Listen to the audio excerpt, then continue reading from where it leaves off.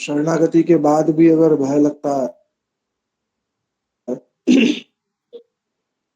तो या तो शरण देने वाला असमर्थ है, या शरणागत की शरणागति में भी कुछ दोष है। दोनों में से एक ही बात होगी। शरणागति के बाद तो भय नहीं होना चाहिए, और अगर भय लग रहा है तो या तो जो शरण देने वाला है वो असमर्थ है, या फिर जो शरण लेने का प्रयास कर रहे हैं उनकी शरणागति अभी पूर्ण नहीं, क्योंकि पूर्ण शरणागत व्यक्ति को कोई भय होता नहीं। नारायण पराभक्ता बिभ्यते कुतश्चित् स्वर्ग नरक वर्गेषु तुल्यार्कर्षम्। जो नारायण के परायण भक्त होते हैं वो किसी भी स्थिति में भय करते नहीं। स्वर्ग हो, नर्क हो, कोई स्थिति हो, उनको भयभीत नहीं करते। भगवान ने भी गीता के तीसरे अध्याय में इस बात को कहा है। भगवान कहते हैं कि जो मेरी बात पूर्ण रूप से मान लेते हैं, श्रद्धान्वितो अनुसूयन्तो मुंचते अति अतिकर्म भी। भगवान कह रहे हैं कि जो मेरी बात पूर्ण रूप से मान लेते हैं, ये मया मतमिदम अनुतिष्ठन्ति भारत। जो मेरे द्वारा कही गई बात को मान लेते हैं श्रद्धा के साथ और मुझसे द्वेष नहीं करते, मुंचते अति कर्म भी, उनको तो कर्म बंधन में बहुत जल्दी नाश कर देता है। अब जो नहीं मान पा रहे हैं उनका क्या? हाँ, अगर वो मेरी बात नहीं मान पा रहे हैं और इतना कह रहे हैं कि जो भगवान शरणागति की बात कह रहे हैं वो सत्य है,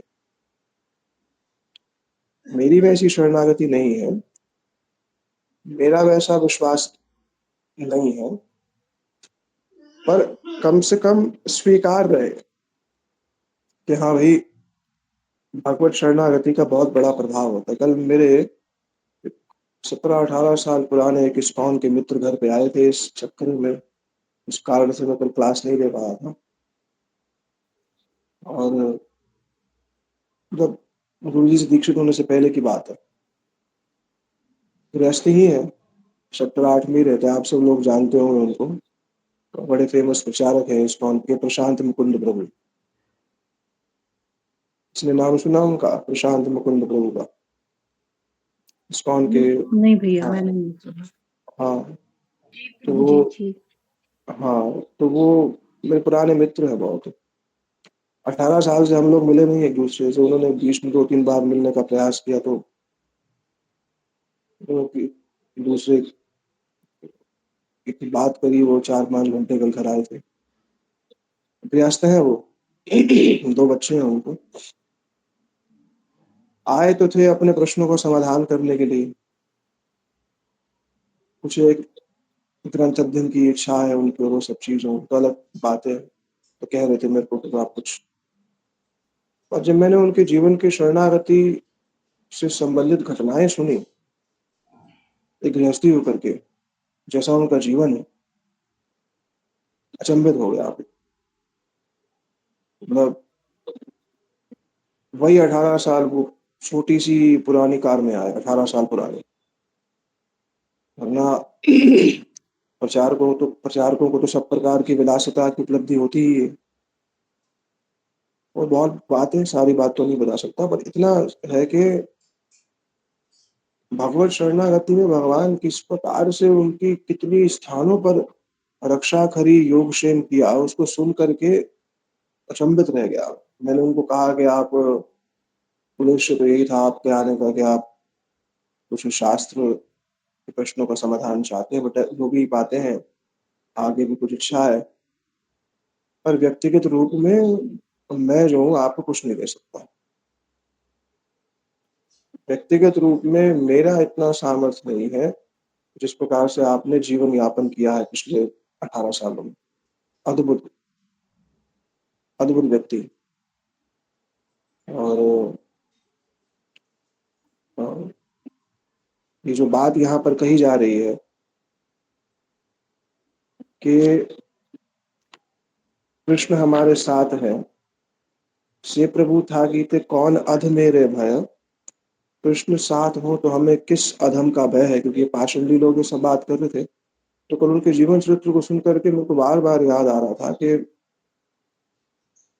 तो भगवत शरणागति में जो भगवान ने बातें कही है ना, योग क्षेम वाम में, भाई सन्यासी त्यागी व्यक्ति होता ना, त्याग करके संचय ना करे तो समझ में आता है। गृहस्थ होकर के संचय नहीं किया 18 साल से। कैसे बोला बस इतना इतना लिया कि बस बेटा पढ़ जाए। मैं कहा धन्य है आपकी पत्नी, धन्य है आपके बच्चे, धन्य है आपके माता-पिता, पूरा कुटुंब ही धन्य है। तो हम 5-6 घंटे वो यहाँ पर रुके घर पे, और शास्त्र की तो बड़ी चर्चा हुई सही, पर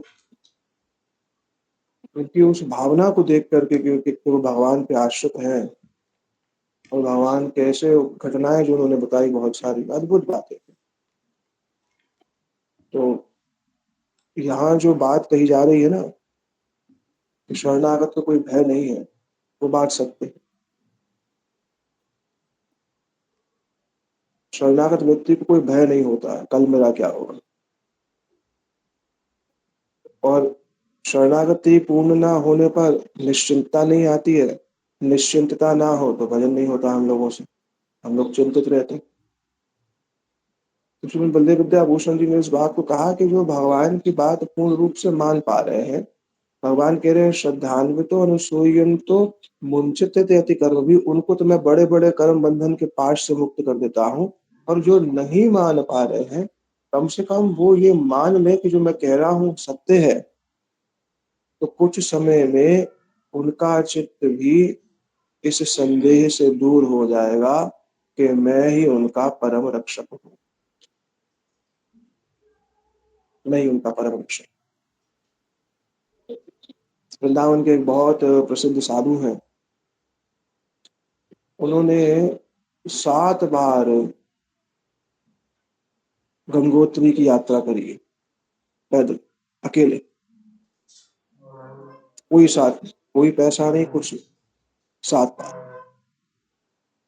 तो उनसे किसी एक अन्य वैष्णव ने पूछा कि आपको भय नहीं लगा, आप 7 बार गंगोत्री चले गए यहाँ से पैदल, ना खाना, ना कुछ, कोई सेवक नहीं, कुछ नहीं। तो उन्होंने ना अपनी गाड़ी रुकवाई, और उस वैष्णव को लेकर के सड़क के किनारे आ गए, नीचे बहुत बड़ी खाई थी। बोले हमें धक्का दो। बोले महाराज जी आप कैसी बात कर रहे हैं? आपको मैं धक्का कैसे दे सकता हूँ? अरे दो धक्का। बोले, महाराज जी क्या बात कर रहे हैं? मन में नहीं आ सकती बात ये। बोले बेटा आप इतने सज्जन पुरुष हैं कि आप मुझको यहाँ से धक्का नहीं दे रहे हैं और गिरने नहीं दे रहे हैं, तो भगवान की सज्जनता पर विचार करो। जब आप ही नहीं मेरे को धक्का दे रहे हैं कि मैं गिर जाऊं, तो वो भगवान मेरे को गिरने देंगे? हमारी सज्जनता तो बहुत कम होएगी ना, हमारा सामर्थ्य पराक्रम तो बहुत कम होगा। भगवान का कैसा पराक्रम होगा? ये है शरणागति, इसे शरणागति कहते हैं। ये हुए बिना वास्तविक रूप में भजन, क्योंकि भजन मन चिंतित है, चिंता युक्त से कैसे होगा? तो अगर शरणागति नहीं हो पा रही है पूर्ण रूप से, भय बना हुआ है, पर कम से कम जो भगवान कह रहे हैं, गीता में भगवान ने इस बात को कहा कि ये मया मतम इदम, मेरे मत को जो मान लेता है,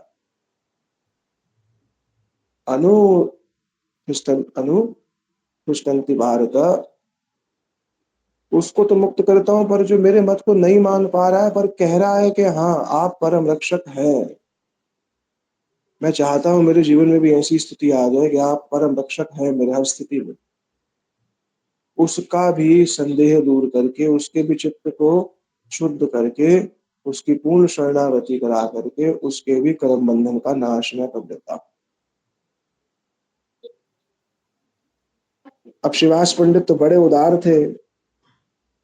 उन्होंने जब ये सुना कि राजा ने नाव भेज दी है, तो उनके मन में थोड़ा भय हुआ। महाप्रभु जी को उस बात का पता चला,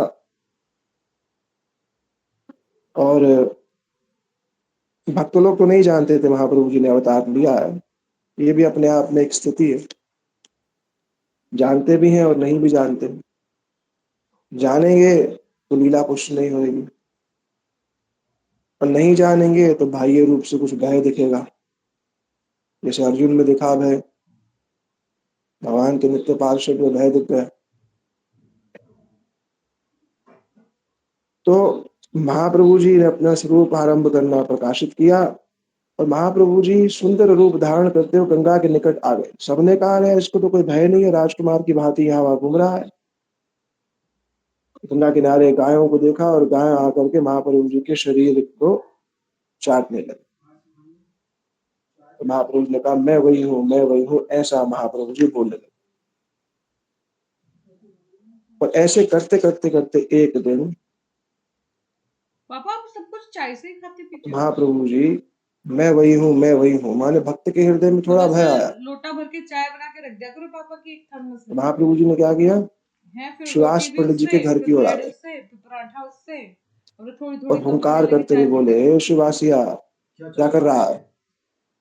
चैतन्य हम्म? भागवत, भागवत का सार, चैतन्य की भागवत करे से नहीं शिवासिया बोले हुंकारे, क्या कर रहा है?"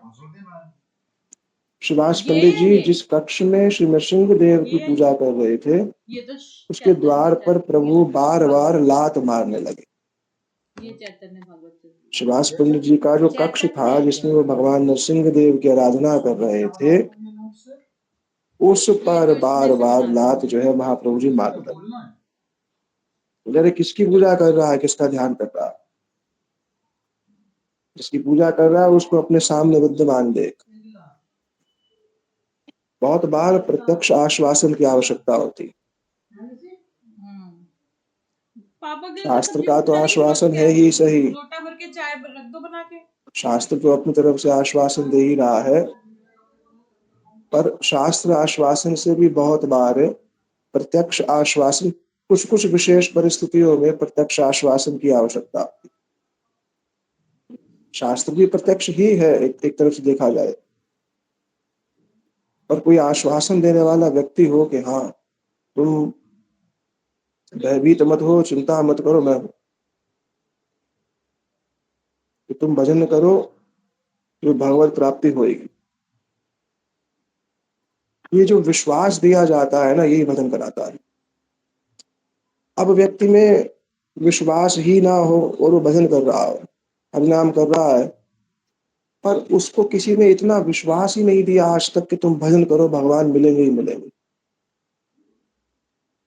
तो वो नियम तो कर रहा होता है, तो उसके नियम में जो विश्वास है उसका अभाव होता है।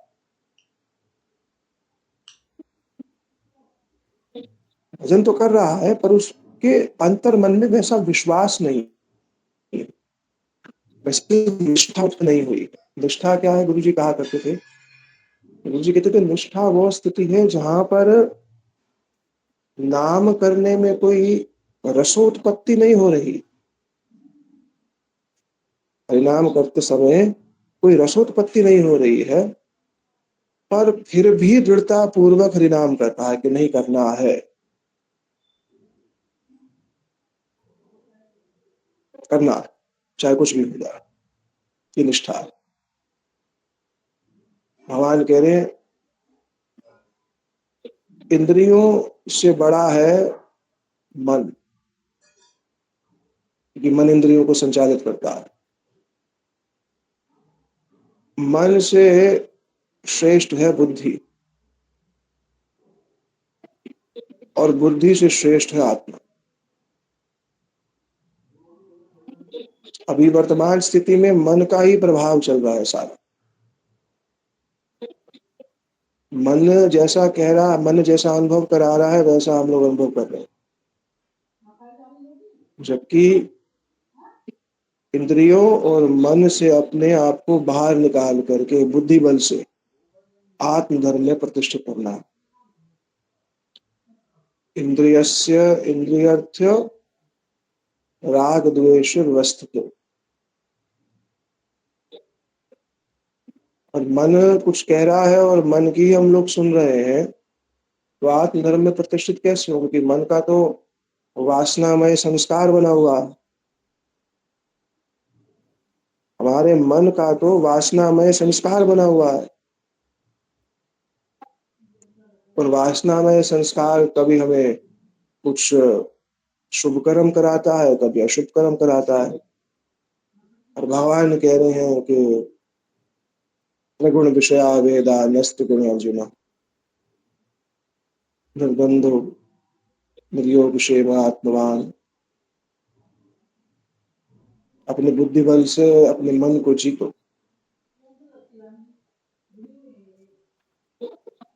अपने बुद्धि बल से अपने मन को जीतो और उससे ही आत्मधर्म में प्रतिष्ठित हो। अगर मन के स्तर पर ही हम लोग रह गए, ये मन तो कभी भय दिखाएगा, कभी शोक दिखाएगा, कभी भ्रमित करेगा, और बड़ा दुष्ट स्वभाव है इस मन का। कभी भय दिखा देगा, कोई ना कोई पूर्व अभ्यास से सामने ला देगा कोई चीज, उसको करने नहीं देगा। फिर बोलेगा आज हमारा मन नहीं कर रहा, कल हमारा मन नहीं कर रहा था। तो मन पर ही अगर जीते रहे तो भजन शुरू कहाँ हुआ? भगवान तो कह रहे हैं कि इंद्रियों से श्रेष्ठ मन, मन से श्रेष्ठ बुद्धि। हर व्यक्ति का अपना प्राचीन स्वभाव है, पूर्व जन्मों का स्वभाव है, पर स्वभाव होने पर भी बुद्धि जो दी गई है उससे अपने वर्तमान जीवन को सुधारना है। और अगर आज ये बोले कि नहीं हमारा मन नहीं कर रहा है, तो फिर तो वर्तमान जीवन सुधरेगा नहीं। वर्तमान सुधरेगा नहीं, भविष्य की परिकल्पना क्या कर पाएंगे फिर हम लोग? इसलिए भगवान ने कहा कामेश क्रोधेश रजोगुण समुद्र नाश्नु महापाप पापमान। कि जो जगत की इच्छा है ये कैसी है, महाअश्नु, ये सब भस्म कर देती। काम और क्रोध जो है, ये दोनों के दोनों जीव शरीर के भोगों की जो कामना है वो आत्म जिज्ञासा को ढकती है। मैं आत्मा हूं इस जिज्ञासा को ढक देती है।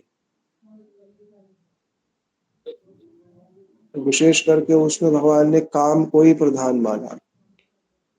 क्रोध तो उसका फल है, काम को ही प्रधान माना है भगवान।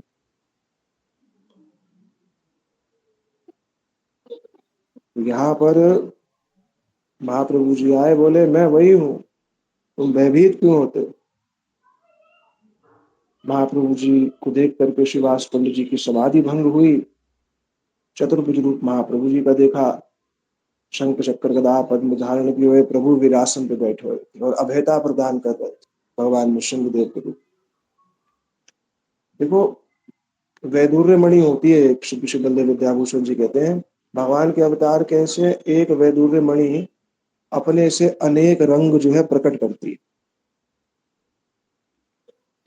जो वैदुर्य मणि होती है वो अपने से अनेक रंग प्रकट करती है। उसी प्रकार से भगवान एक होकर के ही अपने अनेक स्वरूपों को प्रकट करते हैं, अलग अलग रंग के, अलग अलग कारणों से। तो यहाँ श्री महाप्रभु जी जो कृष्ण ही है, वो शंख चक्र गदा पद्म धारण किए हुए शिवास पंडित जी के समक्ष वीरासन पर बैठे हुए थे। और उन्मत्त सिंह की भांति गर्जन कर रहे। भगवान का जो गर्जन है वो भक्तों के हृदय को भय नहीं देता। भगवत गीता में जब शंखनाद हुआ तो वो शंखनाद से कौरवों के हृदय में भय हुआ। क्यों? क्योंकि वो जानते हैं वो पाप कर्म कर रहे हैं। पांडवों के हृदय में कोई भय नहीं हुआ। पांडवों के हृदय में भय हुआ नहीं, कौरवों के हृदय में, क्योंकि उनका चित्त साफ था। स्वचित्त वाले को तो भय लगेगा नहीं उसको। महाप्रभु जी श्री नृसिंहदेव के रूप में गर्जन कर रहे हैं। उस गर्जन से सुभाष पंडित जी का जो भी भय था, लीलागत भय जो था, वो दूर हो।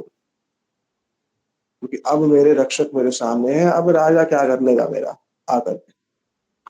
प्रभु ने मेरे इस भय को दूर करने के लिए, मेरे मन में जो किंचित भय था उसको दूर करने के लिए अपने ही स्वरूप को दिखा दिया।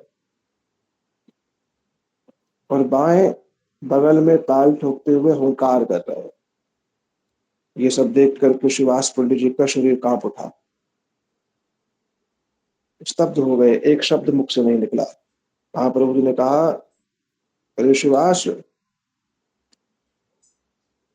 इतने दिन तक मेरे अवतार को तुमने नहीं पहचाना। इतने दिन हो गए मेरे अवतार को पहचाना नहीं। डाकिया बलय प्रभु आरे श्रीनिवास, इत दिन ना जानिस अमर प्रकाश। अरे मेरे प्रकाश को नहीं जाना। हमने क्लास कितने बजे शुरू, 2:30 बजे शुरू की थी ना। ठीक है। हम्म। इतने दिन हो गए कि मेरे अवतार को नहीं पहचाना। अरे तोर उच्च संकीर्तन नाड़ा और हुंकारे, छाड़िया वैकुंठ आइनु सर्व परिवारे। तुम्हारे उच्च संकीर्तन और श्री अद्वैत प्रभु के नाड़ा के हुंकार से मैं वैकुंठ को छोड़ करके परिवार सहित यहाँ आ गया हूँ। दो चीजें बोली यहाँ पर, अद्वैत प्रभु की हुंकार और आपका उच्च संकीर्तन। भगवान को ना पुकारने के अधिक तौर पे वो नहीं है, विद्या कुछ नहीं करेगी अंत में, सच बोलो। इसलिए भगवान को बुलाने में ज्यादा समय व्यतीत करना चाहिए। विद्यार्जन भक्ति का लक्ष्य है।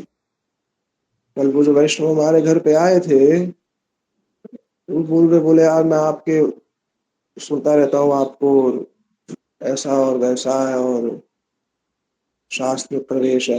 मैंने कहा, अरे भैया, शास्त्र में प्रवेश होने से थोड़ा भगवान मिल जाएंगे। भगवान करुण पुकार के अतिरिक्त कुछ नहीं जानते। तो मैं आपको सुनता रहता हूँ, ऐसा है। लगा, अरे समय नष्ट कर रहे हो, ऑलरेडी इतनी सेवा कर रहे हो, उसको करते रहो। शास्त्र में प्रवेश बहुत है।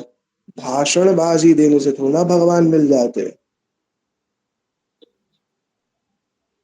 भगवान केवल और केवल करुण पुकार के अधीन है, केवल करुण पुकार के।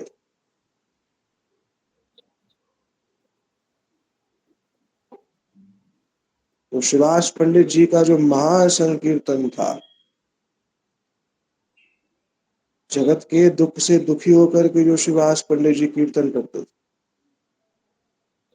और श्री अद्वैत प्रभु भी हुंकार करते थे, मैं को वैकुंठ छोड़ करके सब परिवार यहाँ पर आया कि तुम तो मुझको जानते नहीं, निश्चिंत बैठे हो, और नाड़ा मुझे छोड़ करके शांतिपुर चला गया। मैं साधुओं का उद्धार करूंगा, सब दुष्टों का विनाश करूंगा।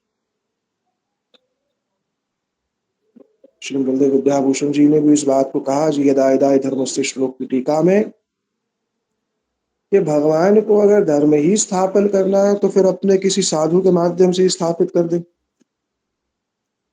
उनके साधु लोग भी तो धर्म स्थापित करते हैं, स्वयं क्यों आए? बोले एक भगवत भक्तों का उनसे जो विरह था उन्हें दर्शन देने। भगवान के अलौकिक रूप का दर्शन करना चाहते हैं भक्त, तभी भगवान आ जाते हैं। जिस रूप की उपासना करते हैं उस रूप को साक्षात देखने की कामना होती। चाहते हैं जो रूप हमारे हृदय में प्रकटित होता है वो हमारे नेत्रों के सामने भी प्रकटित हो जाए। जिसका हम चिंतन करते हैं हम उससे बात कर सकें, वार्ता कर सकें, उनके स्पर्श को प्राप्त कर सकें, उनके आदेश, उनकी मधुर वाणी को सुनकर उनके आदेश को प्राप्त कर सकें। भगवान कहते हैं यदा यदा धर्मस्य में, धर्म स्थापना मेरा मूल लक्ष्य नहीं है, और मेरे भक्तों को जो मुझसे विरह है ना, मेरे भक्त लोग जो मुझसे मिलना चाहते हैं, इस कारण से मैं आता हूँ। दूसरा कंस इत्यादि का वध कर देता हूँ तो अलग बात होगी।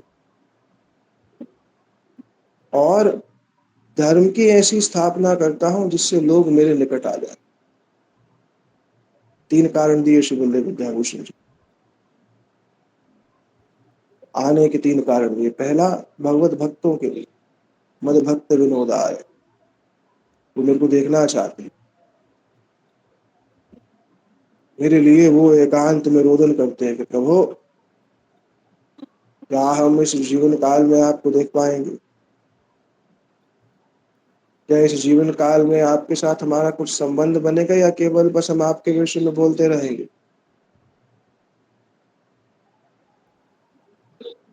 वृंदावन के एक साधु हैं, वो विनोद में एक बात कह रहे थे।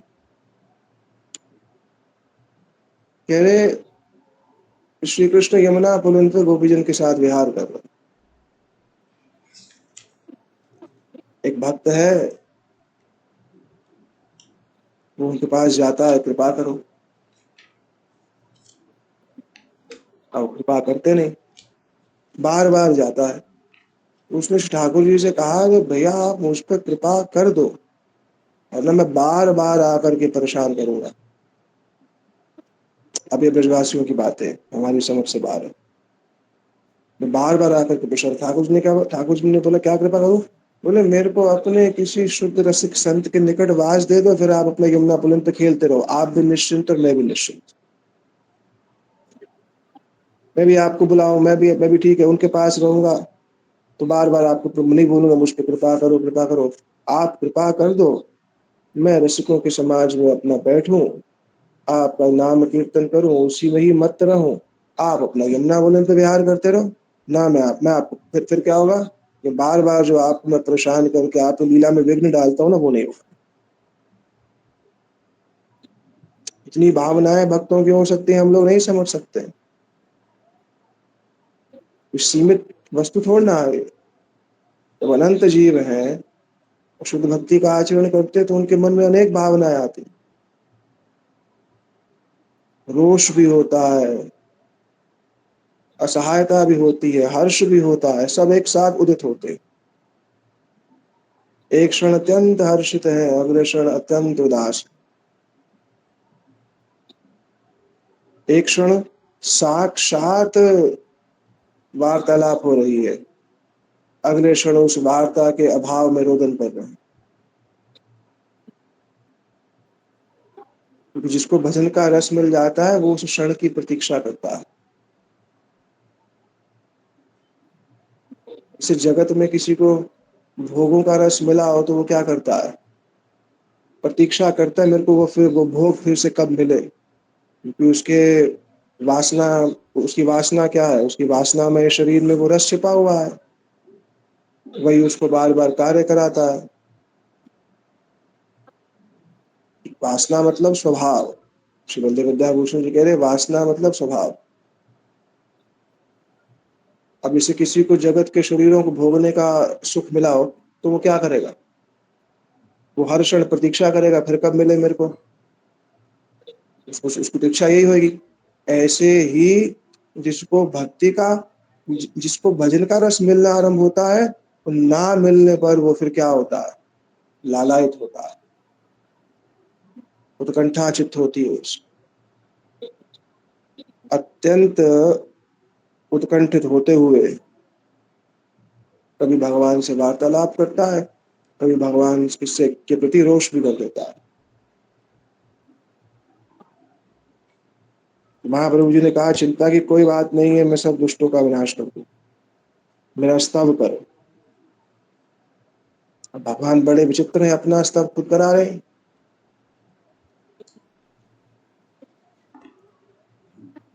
ठाकुर जी ने कहा कि जो व्यक्ति अपनी प्रशंसा स्वयं सभा में कराए, उससे नीच व्यक्ति और कोई नहीं।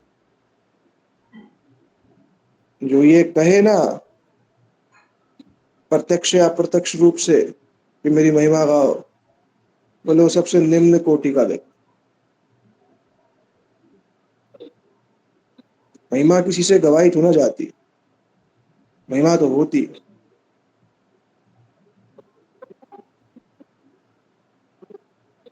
और जैसे कभी कभार साधु लोग अपनी महिमा खुद गवाते जीव कल्याण के लिए, अपनी तिथि पर खुद बैठ जाते हैं, लोग उनकी महिमा गाते, वो सुन रहे होते हैं। क्यों? जीव कल्याण के लिए करते हैं।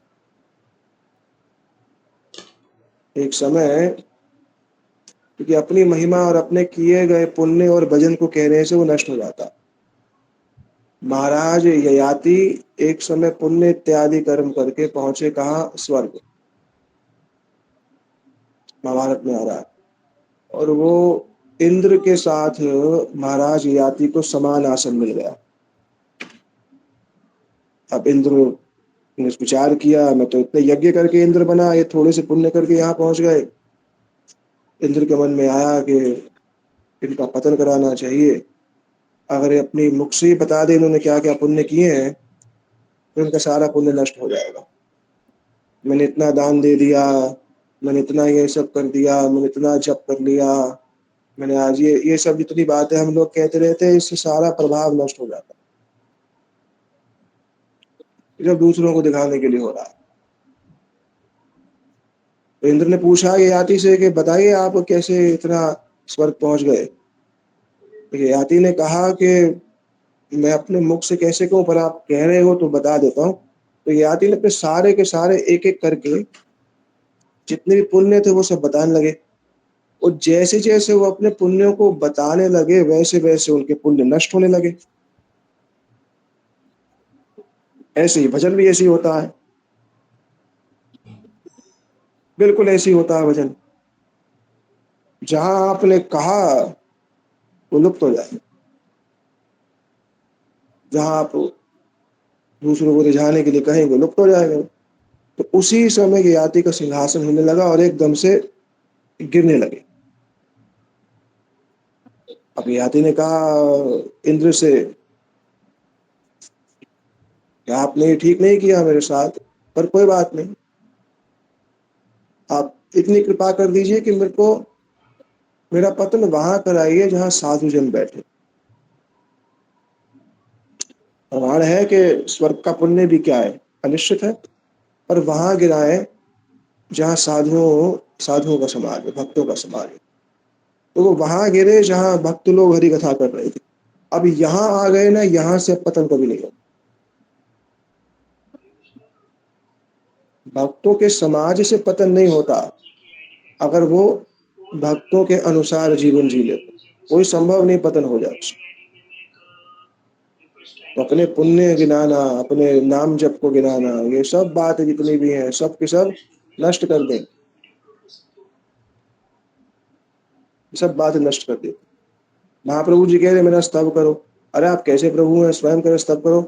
अरे भगवान जब अपना स्तव करा रहे हैं, उसमें जीवों की कामना, जीवों का मंगल है, क्योंकि वो अपना स्तव करा करके जीवों को अपनी ओर आकर्षित कर रहे हैं। भगवान को अपना कुछ लेना नहीं है इससे। भगवान का अपना कोई, अरे एक सामान्य व्यक्ति का भी,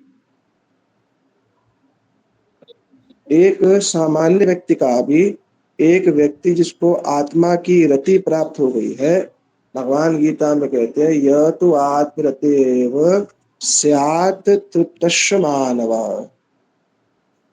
आत्मन्नेव संतुष्ट तस्य कार्य न विधीयते। अरे जिसको आत्मा की रति प्राप्त हो गई है, वो भी कोई कार्य उसका रह नहीं जाता। ये तो स्वयं भगवान है, ये अपनी स्तुति क्यों करवाएंगे। प्रहलाद जी ने इस बात को कहा, प्रति मुखस्य यथाश्री, जैसे दर्पण में देख करके व्यक्ति दर्पण को श्रृंगारित नहीं करता, स्वयं श्रृंगारित होता है। दर्पण को में देख करके स्वयं का श्रृंगार वर्धित होता है। उसी प्रकार से ही भक्ति संबंधित क्रियाओं से जीव का अपना मंगल होता है। उससे कोई कृपा नहीं कर रहा है किसी भक्त पर, वो भक्त की सेवा करके उस साधक का मंगल है, उसका मंगल हो रहा है। साधु पर थोड़ा ना वो कोई उपकार कर रहा है कि नहीं हमने तो इतना कर दिया, तुमने साधु पर क्या उपकार किया, अपना ही मंगल किया। प्रति मुखस्य यथा श्री, इस मुख को शीशे में देख करके जीव स्वयं को अपना श्रृंगार करता है। श्रीवास पंडित जी ने महाप्रभु जी के स्वरूप को देखा, प्रेम में रोने लगे, सब भय दूर हो गया। अब साक्षात प्रभु को देख लिया। साक्षात आश्वासन बहुत बार जरूरी होता है। शरीर आनंद से परिपूर्ण हो गया, दोनों हाथ जोड़ करके खड़े होकर श्रीवास पंडित जी स्तुति करने लगे। महाभागवत तो है ही सही, सहज पंडित बड़ महाभागवत, आज्ञा पाई स्तुति करे ये न अभिमत। आज्ञा पा करके अपने अभिप्राय, अपने हृदय के अनुसार महाप्रभु जी की स्तुति जो है करने लगे।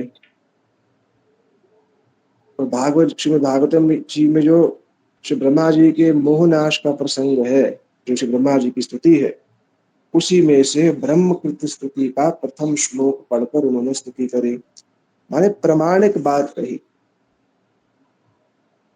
इसलिए महर्षि भक्ति विज्ञान भारती गोस्वामी महाराज जी कहते थे, कभी भी श्री गुरु या भगवान के निकट जाओ तो खाली हाथ नहीं जाना चाहिए। उन्होंने क्या लेकर के जाए, पहले भगवान को प्रणाम करोगे तो कुछ श्लोक, कुछ स्तुति उनको निवेदित करनी चाहिए। खाली मुख प्रणाम होता नहीं, खाली मुख प्रणाम होता नहीं। शिवास पंडित जी स्तुति कौन सी कर रहे हैं, भागवत जी में श्री ब्रह्म स्तुति है, ब्रह्मा जी ने जो श्री भगवान की स्तुति करी, नौ मिड्डे ते अब्बर बपुषे तलिदम बराय, गुंजावतन से परिपृक्ष लसत मुखाय, वन्यस्त्रिय कवल वित्र विशाल वेणु, दक्षिण श्रिये मृतपदे पशु पंकजाय। भगवान के रूप का वर्णन किया। अब्बर वपुष है आप, कैसे हैं, विद्युत धामनी की भांति आपका अंबर है। आपका जो पीताम्बर है वो विद्युत दामनी माने बिजली के समान जो है, दामनी के समान जो है प्रकाशित हो रहा है। और नव मेघ के समान आपका श्याम स्वरूप है। अब्र वपुषे, गुंजावतन से परिपक्ष, गुंजा माला आपने धारण कर रखी है। गुंजा के निर्मित कानों के भूषण है। और परिपक्ष लसित मुखाय, और मोर पंख से रचित चूड़े से आपका मुखमंडल शोभायमान है। वन्यस्त्र से, गले में वनमाला आपने धारण कर रखी है। और हाथ में अन्नग्रास, छड़ी, विशाल वेणु, ये सब आपकी अपराकृत शोभा है। अत्यंत कोमल आपके श्री युगल पद है, पदयुगल है। और आप श्री गोपराज नंद महाराज जी के पुत्र हैं। आपको मैं प्रणाम करता हूँ। पूरे वृंदावन के स्वरूप को श्री श्रीवास पंडित जी ने महाप्रभु जी की प्रसन्नता हेतु इस बात को कहा। महाप्रभु जी का अनुराग किसमें? तमाल श्याम एक बालक सुंदर, तमाल श्याम एक बालक सुंदर। तो इनको क्या स्तुति पसंद है वही बात कर। मैं ऐसी बात कहूं जिससे ये प्रसन्न हो जाए। जो इनके इष्ट हैं, वो जिनकी उपासना ये करते हैं, जिनका चिंतन ये करते हैं, जिनका दर्शन अभी इनको कानाई नाटशाला ग्राम के पास हुआ, उसी से संबंधित ही बात करूंगा तो उनके हृदय को बड़ा संतोष होगा। इसलिए भक्त के चित्त के अनुरूप बात करनी चाहिए। मैं देखता हूँ बहुत बार प्रभु जी कथा कुछ कर रहे होते हैं और उसके बाद पता नहीं लोग क्या क्या बातें करते हैं, पता नहीं क्या बातें कर रहे होते हैं, कुछ भी मतलब। मेरा सहनशील है प्रभु जी, कार्य है उनका, साधु है, चलो वैसे भी। पर चित्त के अनुरूप बात कौन करता है? ये तो दुर्लभता है जगत में। तो वो जो वैष्णव घर पे आए थे वो यही कह रहे थे, बोले वर्तमान समय में शास्त्र की वास्तविक चर्चा करने वाले लोगों का नितांत अभाव हो रहा है भक्त समाज में।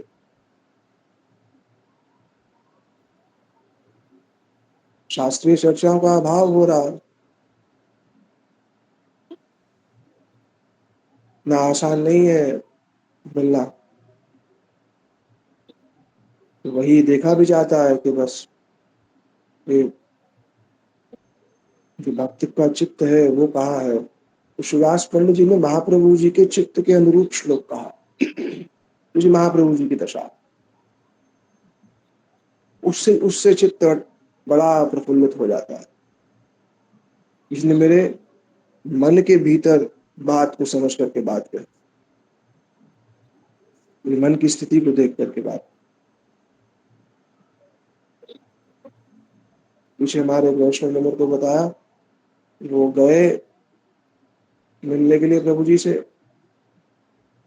प्रभु जी उस समय लिख रहे थे,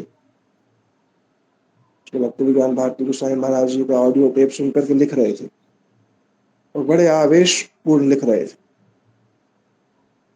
तो उन्होंने क्या किया, देखा, कमरे से देख लिया, उनको बाहर से देख लिया, जा सकते थे अंदर, बाहर से देखा पर गए नहीं।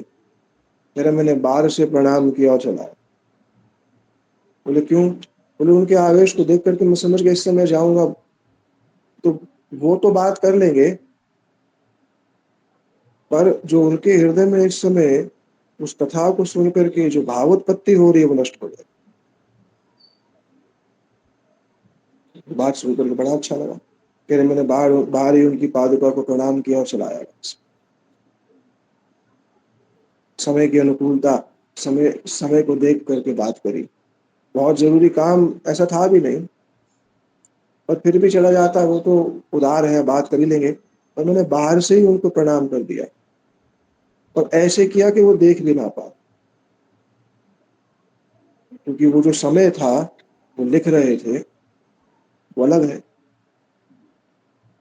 अब ये तो धीरे धीरे धीरे करके समझ में आता है। इसलिए वैष्णवों के निकट जा करके उनसे सुनने का और उनकी सेवा का विधान बताया गया। बहुत बार उनके निकट ना जाना भी उनकी सेवा। क्यों? व्यर्थ नरगल बात करेंगे, वो क्या सोच रहे हैं, हम क्या सोच रहे हैं। लोग तो उसमें कह रहे थे कि तुमने महाभारत पढ़ ली? मैंने कहा हाँ। गीता हाँ, रामायण हाँ, भागवत चरितम हाँ। तो यार मैंने तो नहीं पढ़ी। अरे मैं कहा आपके पढ़ने और हमारे पढ़ने में जमीन आसमान का फर्क है। आपके पढ़ने लिखने में और हमारे पढ़ने में कोई उसका कोई मोल ही नहीं है, उसका कोई मिलान ही नहीं है आपस में। श्रीवास पंडित जी ने महाप्रभु जी के चित्त के अनुसार बात करी कि ये जो श्रृंगारित श्री कृष्ण का वर्णन महाप्रभु जी को बड़ा प्रिय होगा, क्योंकि उसी ही रूप का सर्वथा सर्व दिक्क दर्शन करते रहते हैं महाप्रभु। श्री कृष्ण की जो कोमल अंगुली दल है, श्री कृष्ण का जो सुंदर मुखार बिंद है, उनकी मंद मंद उदित जो कुछ दंतावली है, उनके कर्ण है, इस सब का चिंतन कर रहा है। इस समय अगर मैं इसके अनुरूप श्लोक कहूं तो प्रभु को अत्यंत प्रिय हो, तो वो प्रसन्न हो जाए।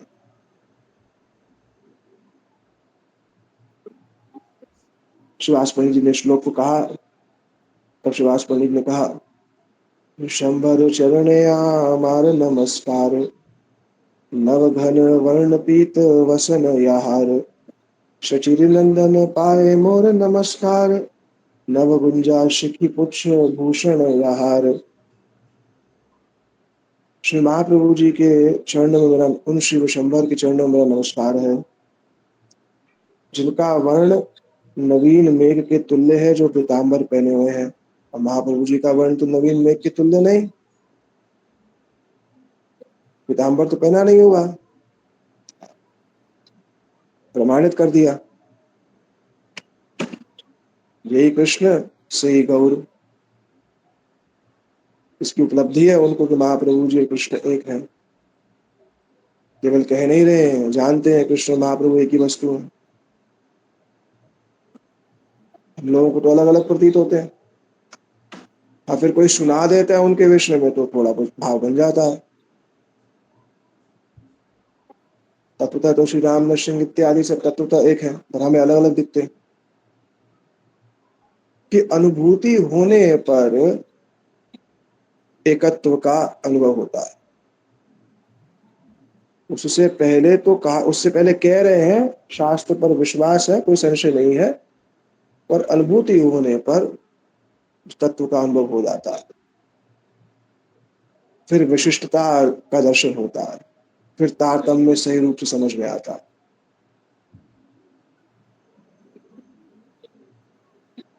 नवीन गुंजा धारण करने की है, मोर पंख विभूषित है श्री भगवान।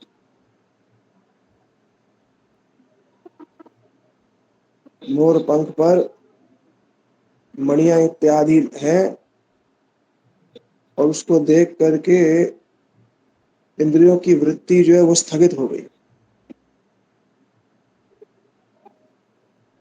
प्राय इंद्रियां अस्थिर होती है, और श्री कृष्ण के उस रूप को देख करके इंद्रियां स्थगित हो जाती। नद्य सदा उपधार्य कलवेणु गीतम, आवर्त लक्ष्य भाव भग्न वेगा। वेणुगीत कहता है, नद्य सदा उपधार्य, कल कल करके नदियां जो बहती हैं, आवर्त लक्ष्य, तो उसमें जो लहरियां उर्मियां जो उदित हो रही हैं, उन उर्मियों का भाव जो है, उन लहरियों का जो भाव है, वो ऐसा प्रतीत होता है मानो श्री कृष्ण के चरणों के निकट आकर के उनको आलिंगन करना चाहती, लालायत होती। रुचि आसक्ति की स्थिति पे दशा होती है, कि आसक्ति की स्थिति में कि कब उनके चरण कमलों का स्पर्श प्राप्त होगा, उस अप्राकृत स्पर्श को मैं कब अनुभव करूंगा।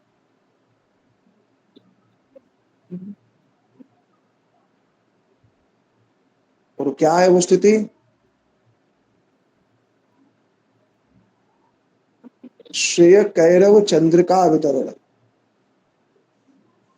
चंद्रमा जैसे किरणों से अंदर शीतलता प्रदान करता है, ऐसे ही भजन का सुख, और भजन के समय जब श्री कृष्ण का रूप हृदय में प्रकट होता है, प्रत्येक इंद्रियां जो है शीतलता को प्राप्त हो जाती है।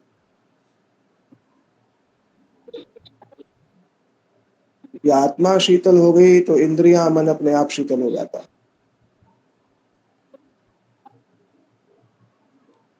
वो रूप जब हृदय में प्रकटित होना आरंभ होता है, तो शरीर का ताप भी दूर हो जाता है। महाप्रभु जी कहने लगे, जो वनमाला पहने हुए, इनके हाथ में दही अन्न है,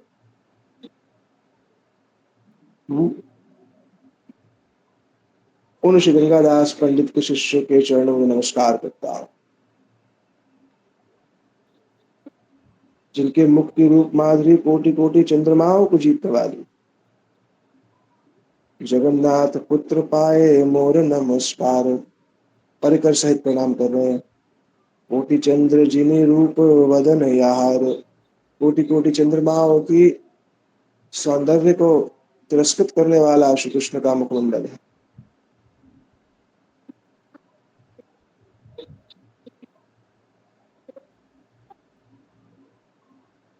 श्रृंग वेत्र वेणु चिन्ह भूषण यार, हाथ में श्रृंगार है, वेत्र है, पवन श्री, ये आपके भूषण, ये आप धारण करते हैं। कहीं स्वर्ण का वर्णन नहीं है, ये स्वर्ण रजोगुणी होता है। इस जगत में स्वर्ण को रजोगुण का प्रतीक बताया गया है। तो भगवान जगत के लिए स्वर्ण रजोगुणी है, भगवान के लिए तो उनके ऐश्वर्य रस में जो उनकी उपासना होती है, उनमें तो उनके अलंकार भी विशुद्ध सत्व के ही होते हैं। और श्री कृष्ण का श्रृंगार कैसा है? वन की भांति, फल प्रवाल स्तबक पिच्छ धातु, पत्ते धातुएं इत्यादि से श्री कृष्ण का श्रृंगार। वत्सान पुरस्कृत्य विनीरय मुदा, वत्सों को आगे रख करके, वन का श्रृंगार धारण करके, स्वच्छंद सख्य रस में पूर्ण रूप से आवेशित होकर के श्री कृष्ण यहाँ वहां भ्रमण करते हैं।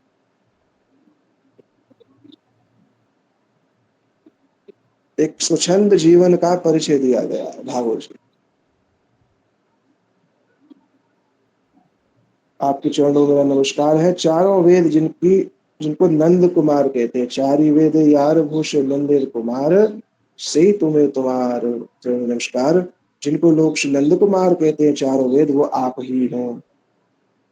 आपके श्री चरण कमलों में नमस्कार है। श्रीवास पंडित ने ये जो स्तव किया, महाप्रभु जी के चरणों की स्तुति करी, ब्रह्म स्तव के द्वारा प्रभु के चरणों में स्तुति करी,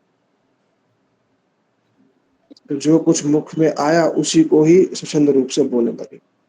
अब पहले तो महाप्रभु जी के चित्त दशा के अनुसार बोल दिया, अब उनके ऐश्वर्य तत्व को प्रकाशित कर रहे हैं।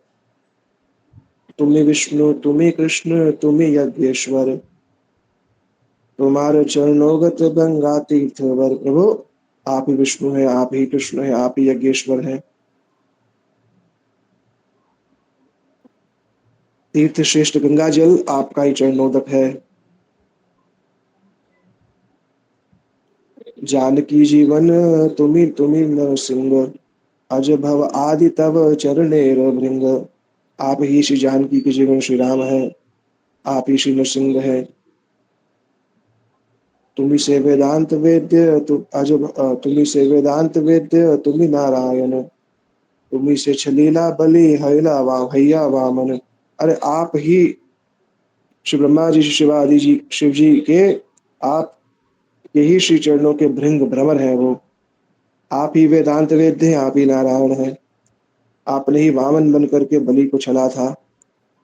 आप ही है ग्रीव है और आप ही जगत के जीवन है। आप ही सबके कारण नीलांचल चंद्र है। आपकी माया से किसकी पराजय नहीं हुई है। अरे सदैव आपके साथ रहने वाली लक्ष्मी जी भी आपको नहीं जानती हैं। जो साथी सखा भाई आदि के रूप में सब प्रकार से आपकी सेवा करते हैं, वे प्रभु बलराम भी आपकी माया से मोहित पड़ जाते हैं। फिर औरों की तो बात ही क्या है। आपने मुझे भी इस मिथ्या गृहवास में भुला रखा है। शिवास पंडित जी अपने विषय में कह रहे हैं। अब ये जो बात होती है, इसने प्रश्न पूछा था कि ये साधु लोग जो अपने विषय में ऐसा कहते हैं, क्या वो सत्य होता है? नहीं, सत्य नहीं होता। जब और ये सब श्लोक, ये जो बातें होती ना कि मैं अत्यंत पामर हूँ, नरोत्तम दास ठाकुर कह रहे हैं, बटुल ठाकुर कह रहे हैं, ये कब होता है? ये संचारी भाव है, ये प्रेम प्राप्ति पर होता है। हम लोग कहें वो तो सत्य है, वो लोग कहें उनका संचारी भाव है। जो प्रेम प्राप्त होने पर जब रस की प्राप्ति होती है, भाव विभाव इत्यादि संचारी भाव जब मिश्रित हो जाते हैं, तो उनमें एक संचारी भाव यह है कि प्रेम प्राप्त हो गया है, फिर भी अपने आप को इस तरह के वचन कह रहा है। उसे यथार्थ सत्य नहीं मान लेना चाहिए कि शिवास पंडित जी अपने विषय में कह रहे हैं, मैं तो मिथ्या घर में फंसा हुआ हूँ। आपको ना जान करके मैंने ऐसी व्यर्थ जीवन चला गया मेरे। प्रभु, आपने कितने छल करके मुझको छला।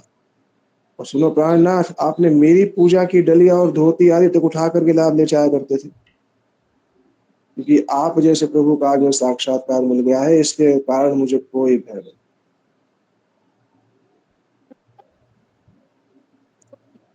तुम्ही हे न प्रभु मोर हयला साक्षात, आजी मोर सकल दुखेर हयला नाश। आजी मोर सकल दुखेर हयला नाश, आजी मोर दिवस हयला प्रकाश। अरे आज मैंने आपको देख लिया। आज अब मेरे समस्त दुखों का नाश हो गया है। तत मोर भय नाही सुन प्राणनाथ, तुम्ही हे न प्रभु मोरे हयला साक्षात। क्योंकि आज आप जैसे प्रभु का आज मुझे साक्षात्कार मिल गया है, इस कारण मुझे कोई भय नहीं है। अब मेरे समस्त दुखों का नाश हो गया है। आज मेरे शुभ दिन का प्राकट्य हुआ है। आज ही मोर जन्म कर्म सकल सफल, आज ही मोर उदय सकल सुमंगल। आज मेरे जन्म कर्म सब सफल हो गए हैं। आज मेरे समस्त सुमंगलों का उदय हुआ है। आज ही मोर पितृकुल हयलो उद्धार, आज ही से वसति धन्य हयलो हमार। आज मेरे पितृकुल का उद्धार हो गया है। आज मेरा निवास स्थान धन्य हो गया है। आज ही मोर नयन भाग्य नहीं सीमा, आज मेरे नेत्रों का सौभाग्य की सीमा नहीं है। क्यों? तारे देखी यार शिव चरण से विरमा, क्योंकि आज मैं उनका दर्शन कर रहा हूँ जिनके चरणों की सेवा साक्षात लक्ष्मी जी करती हैं। ऐसी श्रीवास पंडित जी ने स्तुति करी। इसको थोड़ा कल एक बार देखेंगे और कल ये अध्याय जो है समाप्त हो जाएगा। ठीक है, लक्ष्मी गुरुदेव की जय, प्रभुपाद की जय, समस्त रूपान गुरु परंपरा की जय, भुवन मंगलकारी नाम संकीर्तन की जय, भक्त प्रवर श्री प्रहलाद महाराज की जय, सर्वविघ्न विनाशक भगवान नरसिंह देव की जय। श्री कृष्ण चैतन्य प्रभु नित्यानंद, श्री अद्वैत गदाधर शिवासादि श्री गौर भक्त वृंद की जय। श्री राधा गोविंद गोपीनाथ मदन मोहन जी की जय। वंदना श्रीमद् भागवत महापुराण की जय। श्री चैतन्य भागवत की जय। श्री चैतन्य चरितामृत की जय। श्री व्यास जी महाराज की जय। पतित पावन श्री वृंदावन दास ठाकुर जी की जय। श्री कृष्णदास कविराज गोस्वामी जी की जय। श्री सुखदेव गोस्वामी पाद की जय। श्री परीक्षित जी महाराज की जय। श्री नारद ऋषि की जय। अनंत कोटि वैष्णव वृंद की जय। समागत गौर भक्त वृंद की जय। शिताय गौर प्रेमानंदे हरि हरि हरि बोल। हरे कृष्ण कृष्ण कृष्ण हरे हरे, हरे राम राम राम हरे हरे, हरे कृष्ण कृष्ण कृष्ण हरे हरे, हरे राम राम राम हरे हरे। हरे कृष्ण। हरे कृष्ण प्रभु जी, धन्यवाद प्रणाम। हरे कृष्ण प्रभु जी। हम प्रभु जी माता मेरा एक प्रश्न था। धन्यवाद प्रणाम प्रभु। प्रभु जी, ये पूर्ण शरणागति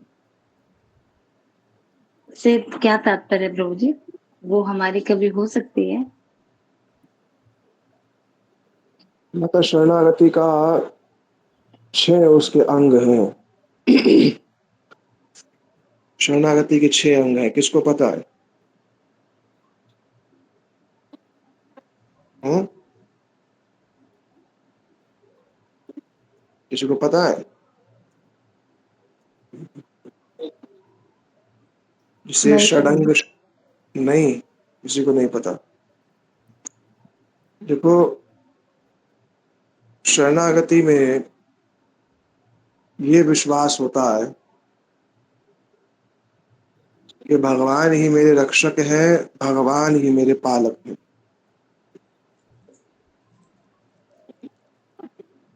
भगवान मेरे रक्षक हैं और भगवान ही जो है मेरे पालक हैं।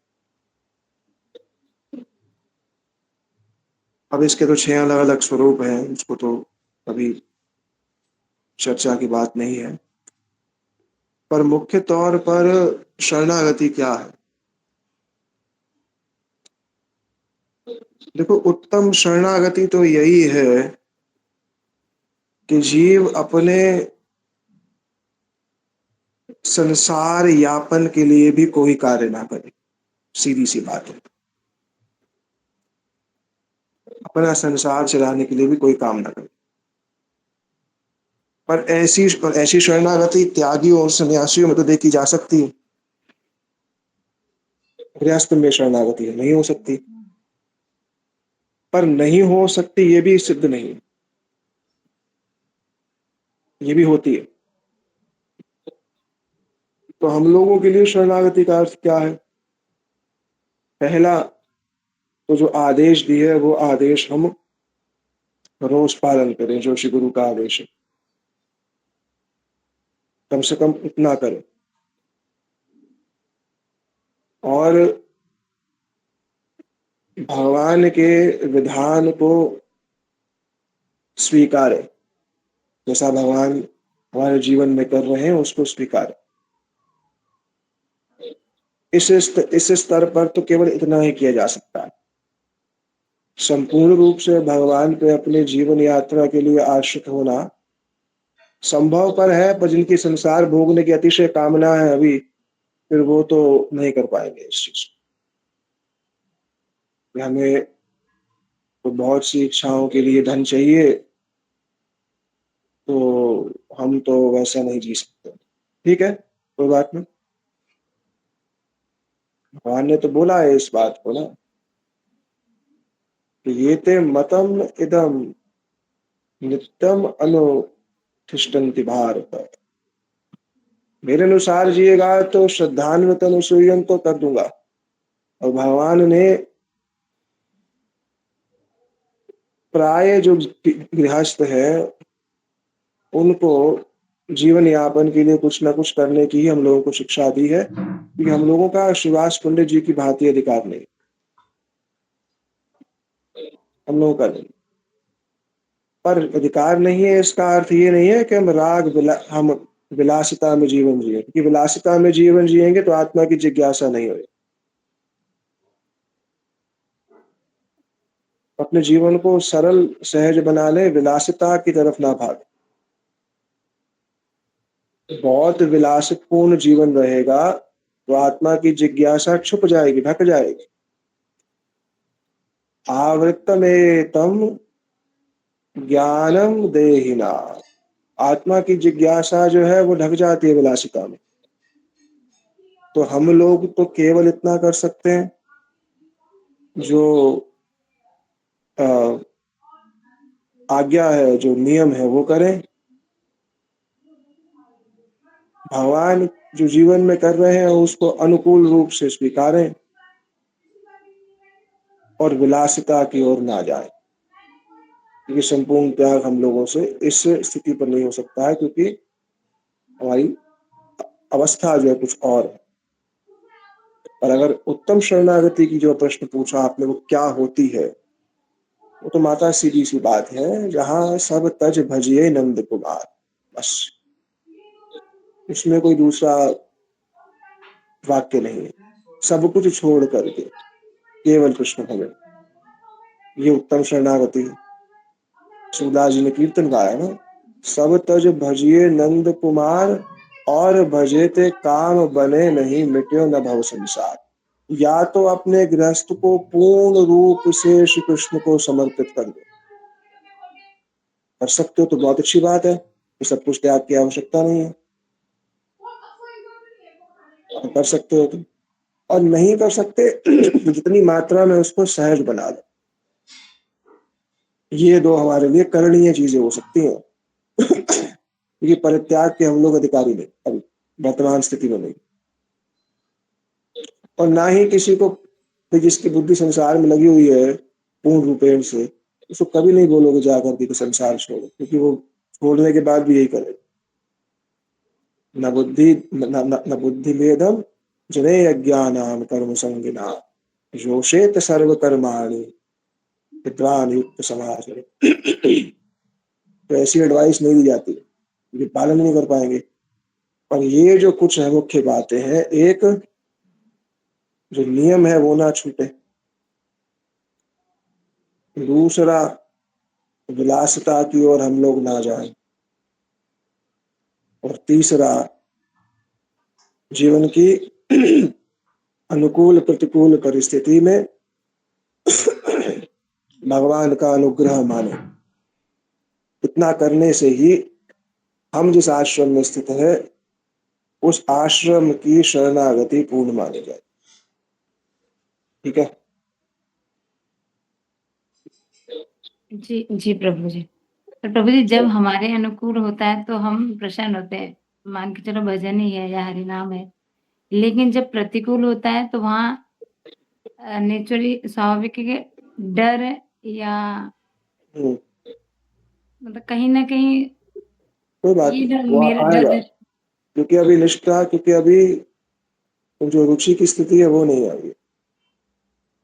और प्रतिकूल होने पर कुछ देर के लिए भय उपस्थित होगा, क्योंकि अभी अभी देह और गेह मेरा ये भाव बना हुआ है हमारा, ये इतना सहज नहीं जाने वाला। देह और गेह मेरा है ये भाव बना हुआ है, तो अनुकूल होने पर प्रसन्नता भी होगी। क्यों? वो भी देह गेह से संबंधित है। और प्रतिकूल बनेगा तो भय भी लगेगा।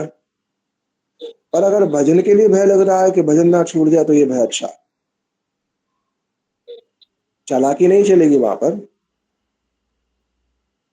बातें बनाना नहीं चलेगा। पर अगर वास्तविक रूप में भजन के लिए भय लग रहा है कि कहीं मेरा भजन ना छूट जाए, तो मान करके चलो भजन कभी नहीं छूटेगा। उसको भय है, उसको उसका मूल्य है, समझ लो। तो अब प्रतिकूल जब हुआ, भजन करने का नहीं मन कर रहा, तो एक क्षण आएगा नहीं हो पाएगा, उस समय ही साधु संग आश्रय लेना। किसी अनुभव युक्त साधु से वार्ता करने से उस स्थिति से निकला जा सकता है, और बहुत सहज से निकला जा सकता है, क्योंकि अज्ञान के कारण ही तो भय हो रहा है, वरना प्रतिकूल नामक कोई चीज होती ही नहीं। प्रतिकूलता अनुकूलता दोनों मन का ही तो खेल है, और क्या है। हम लोग तो मन है नहीं, पर हमें अभी नहीं, हमें नहीं पता कि हम लोग मन नहीं है, तो भयभीत हो रहे हैं। ठीक है, कोई बात नहीं, किस भी स्थिति पर हो तो कम से कम अपने से श्रेष्ठ व्यक्ति का आश्रय लेकर के अपने उस मन की स्थिति से बाहर निकलो, फिर से शुरू हो जाओ, फिर से भगवत भजन आरंभ करो। ठीक है। जी बहुत प्रभु कुछ मन पर आएगा, याद रखो। जिस दिन उच्च स्थिति आने लगेगी ना, थोड़ी सी, बहुत कुछ मन पर आएगा, बहुत, इतना कुछ आएगा विचार भी नहीं कर सकते, बहुत कुछ आएगा। क्योंकि ये प्राचीन वासनाएं जो है ना, ये उठ उठ के सामने आएगी। हमारे श्रीमद बलदेव विद्याभूषण जी ने अपने भागवत जी की टीका में इस बात को बोला है। श्री बलदेव विद्याभूषण जी इस बात को कह रहे हैं, प्राचीन वासनाओं से स्वभाव बन गया है। आत्मा ने मन का आलिंगन किया हुआ इस समय, उनका वाक्य है, आत्मा ने मन का आलिंगन किया हुआ है वर्तमान समय में। तो भागवत जी ने वहां पर इस बात, भागवत जी में श्रीमद सुत गोस्वामी जी ने इस बात को कहा है कि यदि उपरता देवी माया वैशारदी मती, अगर ये आलिंगन पाश जो आत्मा ने मन का किया हुआ है ये धीरे धीरे हटे, तो स्वरूप बोध होगा। उस स्वरूप बोध पे समझ में आएगा कि अनुकूल प्रतिकूल नामक जगत में कोई वस्तु होती नहीं है। पर ये स्वभाव जो बना हुआ है ना, अनंत अनंत जन्मों का, जिसे कर्म वासना, इसे, इसका कोई व्यक्तिगत शरीर नहीं है, पर चित्त को कहीं श्री बलदेव विद्याभूषण जी ने वासनामय शरीर ही कहा है। चित्त में जो संस्कार है उसको वासनामय शरीर कहा है, या उसको फिर हम अपनी भाषा में हम लिंग शरीर या फिर सूक्ष्म शरीर भी कह रहे हैं। वो जो वासनामय शरीर जो है ना, अब भगवान कह रहे गीता में वही कर्म करा रहा है। पर भगवान ने गीता में कह दिया, पर इसका अर्थ ये नहीं है कि जीव के पास स्वतंत्र शक्ति नहीं है कि वो करे कि ना करे।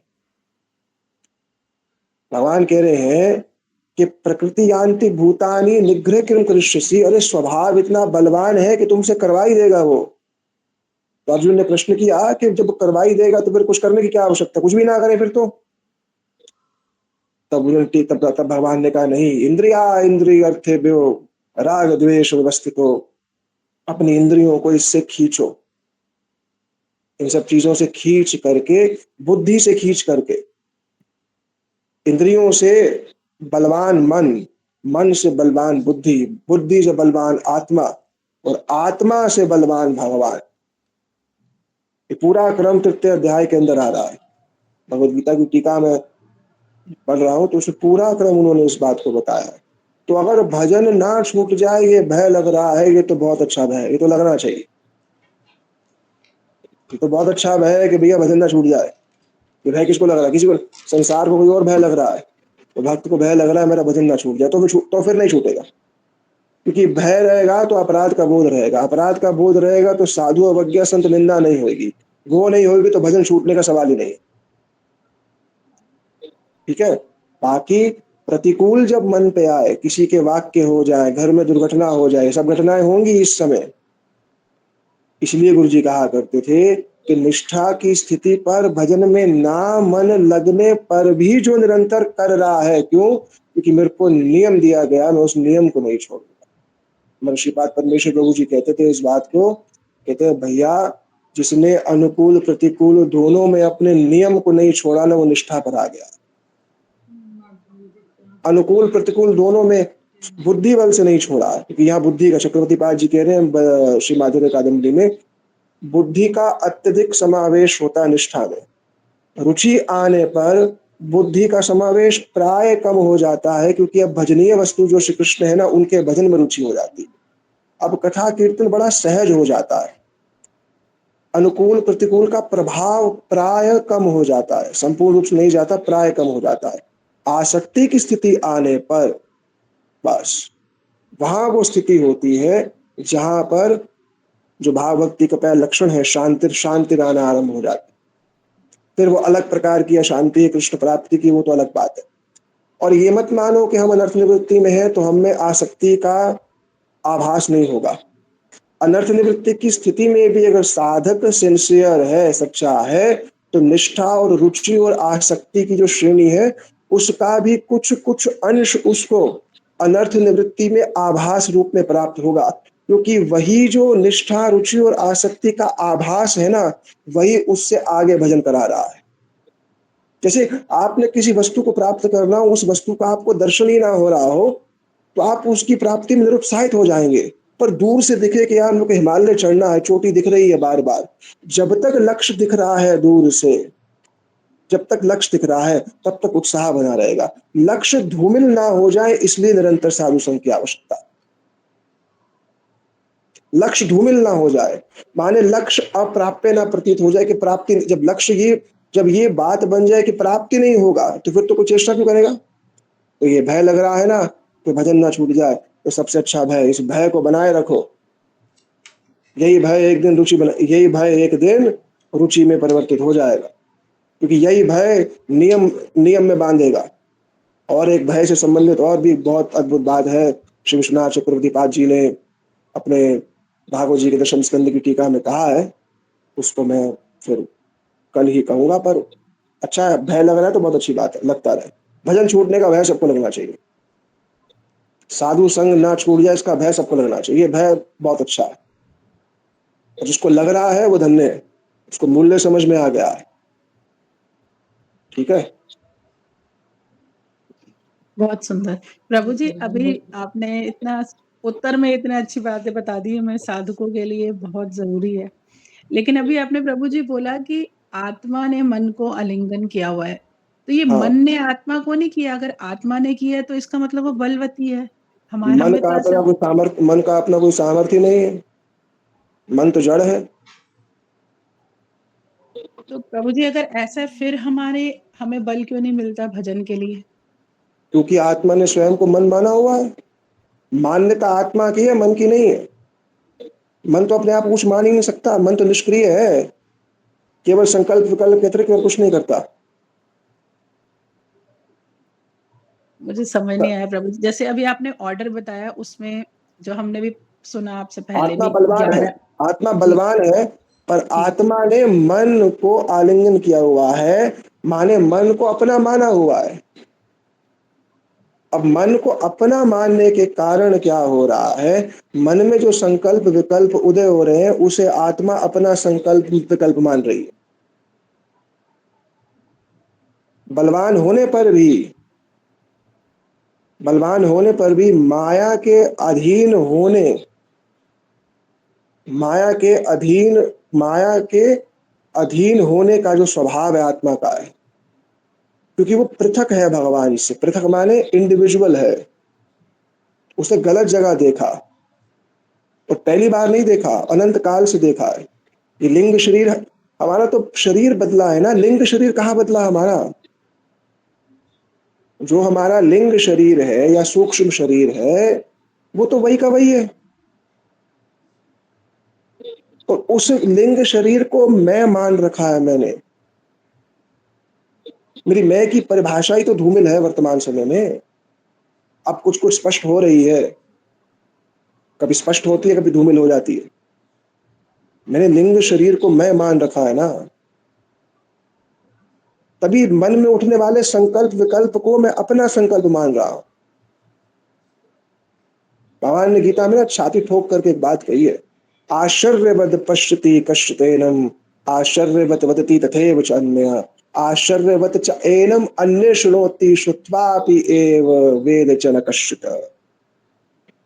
कोई आत्मा के विषय में कहता है, कोई आत्मा के विषय में सुनता है, कोई आत्मा को विषय में देखता है, उसको आश्चर्यचकित होकर के, पर उसको जानना बड़ा कठिन हो जाता है, क्योंकि मन में उठने वाले संकल्प विकल्प हमारे संकल्प विकल्प नहीं।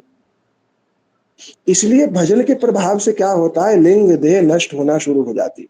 जितनी मात्रा में आपके जीवन में भगवान और भगवान की भक्ति से संबंधित क्रियाएं उदित हो रही हैं, उतनी मात्रा में आपकी लिंग देह नष्ट हो चुकी है। क्योंकि लिंग देह जब तक नष्ट ना हो रही होती तब तक ये स्वभाव, तब तक भक्ति का स्वभाव ही नहीं बन सकता है। इसलिए कहा जाता है ना होते हुए भी करो, नहीं लग रहा मन फिर भी करो, कामी क्रोधी हो फिर भी करो, क्योंकि दूसरा उपाय नहीं है। सर्व वेदेषु न दृश्यते, दूसरा उपाय नहीं है इस लिंग शरीर के नष्ट होने का, दूसरा उपाय नहीं है इस मन के स्वच्छ होने का, नष्ट होने का, स्वच्छ होने का, एक ही बात लगा दो। तो आत्मा बलवान होने पर भी उसने मन में उदित होने वाले संकल्प विकल्प को अपना मान रखा है। क्यों? क्योंकि उसके पीछे जो बल है ना वो उस बल से विहीन है, क्योंकि आत्मा का अपना भी कोई बल नहीं है। आत्मा के पीछे जो भगवान का बल है वो उस बल से विहीन है इस समय। तत्वतः देखा जाए तो विहीन नहीं है। क्यों? क्योंकि अगर आत्मा में भगवान का बल ना होता तो ये शरीर भी नहीं चल सकता था। ये जिह्वा बोल रही है, कैसे बोल रही है, अग्नि मुखम यस्य, मुख में देवताओं का अधिष्ठान है, कर्णेंद्रियों में देवताओं का अधिष्ठान है, पूरा शरीर चल रहा है कि नहीं चल रहा? ये भगवत कृपा ही तो है, और क्या है। पर हम लोग देख नहीं पा रहे ये शरीर भगवत कृपा से चल रहा है, इसलिए हम लोग अभावग्रस्त जीते। इसलिए हम भक्तों में भी राग द्वेष करते हैं। अरे यार, कोई व्यक्ति को मनुष्य शरीर मिला, यही अपने आप में धन्याति धन्य बात है। उस पर वो साधु समाज में आ गया, दीक्षित हो गया, कंठी तिलक हो गया। अरे उसके दोष काहे देख रहे हो? उसकी यात्रा कहाँ थी बेचारे की, कहाँ वो कौन सी निम्न योनि में पड़ा हुआ था, आज इतना आ गया। तुम्हें स्वभाव का दोष दिख रहा है, स्वरूप का दोष नहीं हो सकता है। और ये राग द्वेष जो भक्तों के समाज में हो रहा है वो केवल देह के आधार पर होता है। वो देह मानता है, स्वयं को खुद भी देह मानता है, दूसरे को भी देह मानता है। यही सारी समस्या है। इसलिए श्रीमद् बलदेव विद्याभूषण जी ने अपनी टीका में इस बात को बड़ा स्पष्ट लिखा है कि जिनकी ये धारणा नहीं है ना कि मैं आत्मा हूं, और वो इस धारणा के आधार पर भजन नहीं कर रहे हैं, वो देह के आधार पर भजन कर रहे हैं, क्योंकि उनका चित्त मलिन है। भैया, आत्मवाद से जगत, संपूर्ण जगत में भगवान की उपस्थिति के अतिरिक्त कुछ है ही नहीं, और हमें सर्व जगत में केवल भगवान का अभाव दिखता है। साधु समाज में भी हम लोग भगवान का अभाव देख लेते हैं, ऐसी गति है हमारी। कारण क्या है कि जैसा साधन होना चाहिए, जैसा हरिनाम होना चाहिए, जैसा हरिनाम होना चाहिए, आर्तवाणी से जो हरिनाम होना चाहिए, वो नहीं हो रहा है। केवल और केवल संख्या पूर्ति के लिए कर रहे हैं। आर्तवाणी से किए गए हरिनाम में जब चित्त रोएगा, चित्त विगलित होएगा, तो प्रत्येक प्रत्येक व्यक्ति का स्मरण जब हृदय में आएगा, उसमें केवल आत्मदर्शन ही होगा कि हो, ये मुझसे आगे है। क्योंकि केवल विद्या का विषय नहीं है भक्ति। हम लोग भक्ति को विद्या का विषय बना लेंगे तो बहुत बड़ी भूल कर देंगे। भक्ति विद्या का विषय नहीं है, हरिनाम शरीर का विषय नहीं है, हरिनाम आत्मा की पुकार है।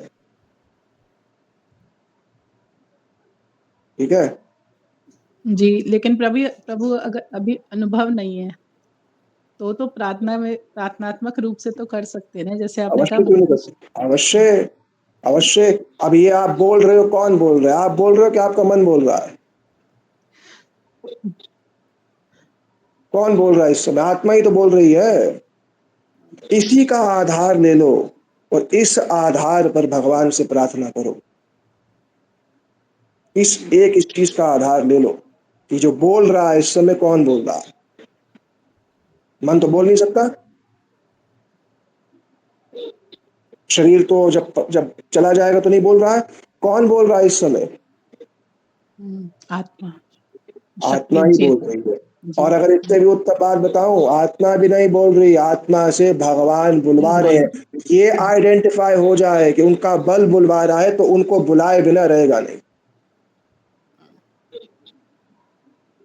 जी, ठीक है, जी, तो जी योग्यता प्रभु। योग्यता नहीं। आत्मा के 8 गुण मैंने कल बताए थे। उसमें आत्मा का सबसे पहला गुण जो श्री बलदेव विद्याभूषण जी ने कहा, निष्पाप है आत्मा, निष्पाप। पर अभी समझ में नहीं आता, क्योंकि मन में पाप है तो लगता है मैं पापी हूं। ये सूक्ष्म विषय है। तो थोड़ा एकांत में बैठ करके भगवान को बुलाएंगे, भगवान को वास्तविक रूप में गुरु वैष्णव को रो करके बुलाएंगे, तो ये बातें समझ में आएंगी, अवश्य समझ में आएंगी। ठीक है, चलो, सभी को धन्यवाद। दंडवत हरे प्रणाम। कृष्ण प्रभु जी। हाँ हरे माता, कृष्ण माता कल प्रभु जी। करेंगे। आपने ठीक है, कल क्वेश्चन बोलो, लेके जल्दी दीजिए। बोलो, और छोटा सा प्रश्न है तो बोलो। हाँ, क्वेश्चन बोल देती हूँ, आंसर कल कर दीजिएगा। हाँ जो जी। अभी आपने बताया था ना, जो एक वृंदावन के कोई थे कि जो ठाकुर जी से बोले आप मेरे पे कृपा कर दीजिए, मुझे साधु के संग वाला बात बोले थे ना, जो साधु के वृंदावन संग की कर नहीं दीजिए आप। थे वो, ययाति महाराज थे। हाँ, तो फिर प्रभु जी इसमें, क्योंकि हम साधु संग करते हैं ठाकुर जी के लिए, और उनको ठाकुर जी मिलने के बाद भी साधु संग की बात करें, ये समझ नहीं आया था। अरे वो हास्य विनोद की बात थी, वो अलग वार्ता है, उसको कल बात करेंगे इस बारे में। हाँ, तो ठीक है प्रभु जी। ठीक है ना, चलो, सभी को दंडवत। हरे कृष्ण। धन्यवाद, प्रणाम प्रभु जी, धन्यवाद। हरे कृष्ण, चलो, नाम प्रभु जी।